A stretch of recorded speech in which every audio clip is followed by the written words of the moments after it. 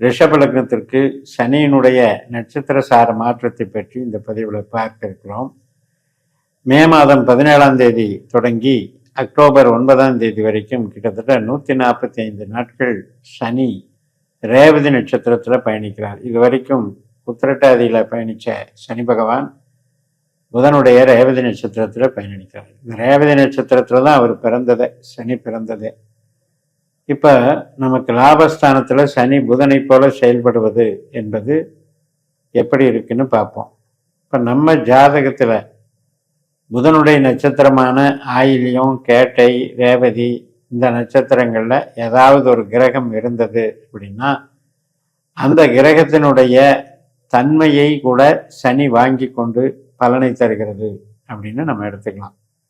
இப்போ உதாரணத்திற்கு குரு இருந்தார் அப்படின்னா உங்களுக்கு உறவுகள் மூலமாக நல்ல மதிப்பு மரியாதை, குழந்தைகள் சார்ந்த வகையில் நல்ல மகிழ்ச்சிகரமான நிகழ்வுகள் இதெல்லாம் நடக்கும். திருமண காரியங்களுக்கு சாதகமாக இருக்கும், மங்கள காரியங்களுக்கு சாதகமாக இருக்கும்.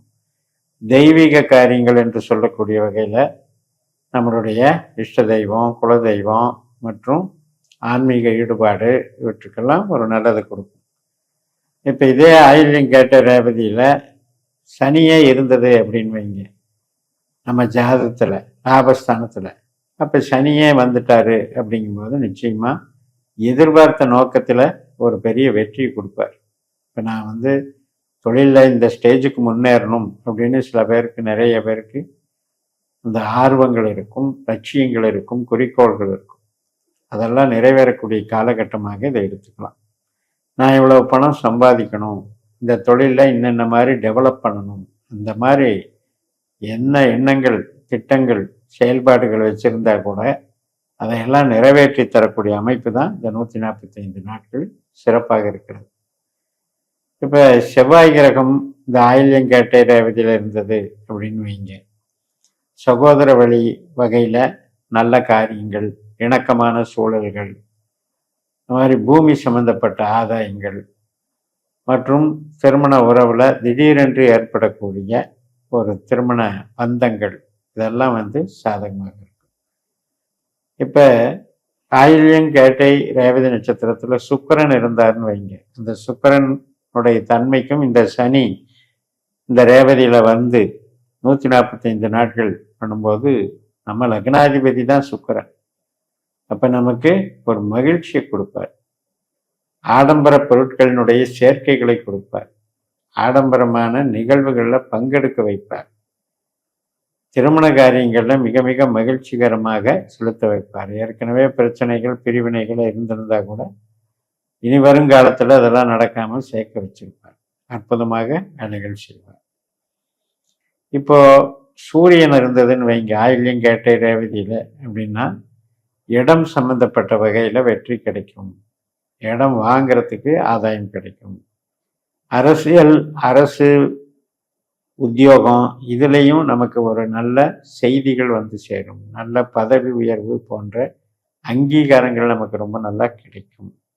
தந்தை வழி வர்க்கத்தில், தந்தை வழியில் இருந்த பிணக்குகள், அதாவது அபிப்பிராய பேதங்கள் எல்லாம் விலகி நல்ல முன்னேற்றம் உறவுகளில் ஏற்படும். இப்போ அதே வகையில் உங்களுக்கு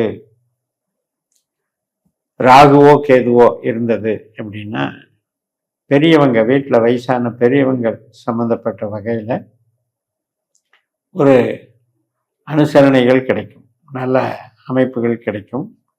அது வகையில் உங்களுக்கு ஒரு நல்ல மகிழ்ச்சியான செய்திகள் கிடைக்கும். இப்போ ராகுன்றது பிரம்மாண்டம்னு சொல்கிறோம்.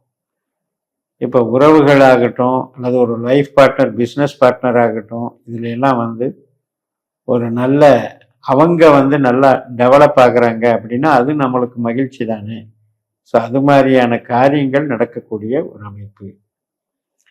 அது மாதிரி நம்ம ஒரு மூளை உழைப்பு சார்ந்த பணிகள் செய்கிறோம் அப்படின்னா அந்த பணிகள் மூலமாக எழுத்து ஒப்பந்தமாகட்டும், கமிஷன் வகையாகட்டும், கலைத்துறைகளாகட்டும் மற்றும் நம்ம ஜாப் ஒர்க் மாதிரி எடுத்து செஞ்சு ஒரு அவங்களுக்கு உண்டான சர்வீஸை பண்ணி அதுக்கு மூலமாக நம்ம சார்ஜஸ் வாங்கி நாம் தொழில் நடத்துகிறோம் அப்படின்னா இந்த காலகட்டத்தில் அது மிகப்பெரிய ஒரு பெரிய பெரிய ஆர்டர் கிடைச்சி அதனால் வரக்கூடிய வருமானங்களை இது காட்டுகிறது. ஸோ அந்த வகையில் முன்னேற்றம் தரக்கூடிய அற்புதமான நாள். குழந்தை பாக்கியம் ரொம்ப ரொம்ப முக்கியம். அது மாதிரி நிறைய ட்ரை பண்ணிட்டு இருந்தோம், ஒன்றும் செட் ஆகலை அப்படிங்கிறதுக்கெல்லாம் இப்போ நல்ல அற்புதமான அமைப்பு. ஏனென்றால் குரு நமக்கு சாதகமாக இருக்கிறார், புத்திர காரகனும் சாதகமாக இருக்கிறார். அதனால புத்திர அமைப்புக்கும் இந்த 145 நாட்கள் நன்றாக இருக்கிறது.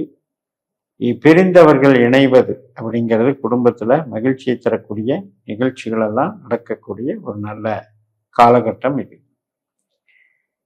இப்போ நமக்கு திசாபுத்தி ரீதியிலேயே என்ன நடக்குதுங்கிறதையும் பார்த்துக்கணும். இப்போ நமக்கு சனி திசை நடந்தாலும் புதன் திசை நடந்தாலும் இந்த ஆயில்யம் கேட்டை ரேவதி நட்சத்திரங்களில் எந்த கிரகம் இருந்து திசை நடத்தினாலும் கூட இந்த பலன்களெல்லாம் நமக்கு அற்புதமாக வரும். பொதுவாகவே 11ஆம் இடம் அப்படிங்கிறது வெற்றி ஸ்தானம். சனி புதனாக செயல்படுகிறார் அப்படின்னா தனப்பெருக்கத்தை உண்டு பண்ணுவதற்கு அதில் நாம் என்னென்ன திட்டங்கள் போடுகிறோமோ அதில் கிடைக்கக்கூடிய வெற்றியை அவர் அடையாளம் காட்டுகிறார். அதே மாதிரி ஒரு மகிழ்ச்சி, ஒரு சண்டை சச்சரவு அதிலிருந்து கிளியர் ஆகி அது ஒரு மகிழ்ச்சியான தருணத்தை ஏற்படுத்துறது. அல்லது நமக்கு ஒரு கலைத்துறையில் ஆர்வம், அந்த கலையை கற்றுக்கிறதுக்கு உண்டான வாய்ப்பை உருவாக்குறது. இந்த கலையில் ஈடுபாடு வைக்கிறதுக்கும் அந்த கலை மூலமாக நம்ம பயிற்சி மேற்கொண்டு மேன்மேலும் அதில் மெருகேற்றிக்கிறது. இப்போ புதன் அப்படின்னாலே நடிப்புன்னு எடுத்துக்கலாம். புதன் கிரகத்துக்கு நடிப்புன்றதும் இருக்கு, எழுத்து ஒப்பந்தமும் இருக்கு. இப்போ சினிமாவிலாம் எழுத்தாளர்கள், வசனகர்த்தாக்கள் எல்லாம் புதனுடைய ஆதிக்கம்தான்.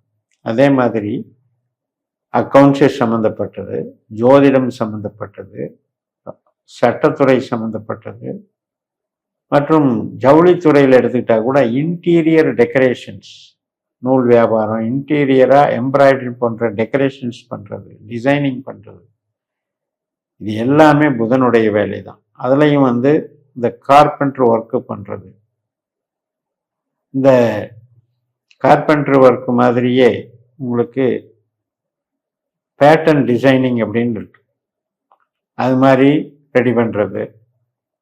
ஒரு மாதிரி பிளம்பிங் ஒர்க்கில் கூட புதன் ஒயரிங் ஒர்க்கு, பிளம்பிங் ஒர்க்கு, இது சம்மந்தப்பட்ட வேலைகள், அனைத்து விதமான எஜுகேஷன் சம்மந்தப்பட்டதில் கூட நல்ல வெற்றியையும் நல்ல ஈடுபாட்டையும் அதில் நாம் ட்ரைனிங் எடுத்து அதில் நல்ல அங்கீகாரத்தையும் பெற வைக்கிற வகையில் இந்த 145 நாட்கள் அமைந்து உங்களை சிறப்பிக்கிறது என்று சொல்லி நிறைவு செய்கிறேன். இந்த சேனலை சப்ஸ்கிரைப் பண்ணி ஷேர் பண்ணுங்கள். உங்கள் தனிப்பட்ட ஜாதக பலாபலன்களை என்னுடைய வாட்ஸ்அப் நம்பரில் தொடர்பு கொண்டு பலன் பெறுங்கள். உங்களிடமிருந்து விடைபெறுகிறேன். உங்கள் ஜெயம்எஸ். நன்றி, வணக்கம்.